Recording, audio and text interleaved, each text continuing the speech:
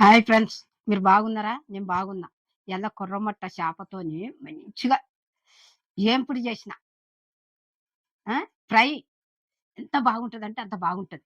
మొన్న పులుసు గూడా పెట్టినా, అది గూడా బాగానే ఉంటది. ఇంకా దానికంటే ఇది ఏంపుడు చేసుకున్నామనుకో, ఫ్రై చేసుకున్నామనుకో, ఉల్లిగడ్డ పెట్టుకొని తిన్నామనుకో అంచుకు, ఎంత సూపర్ ఉంటదంటే అంత సూపర్ ఉంటది.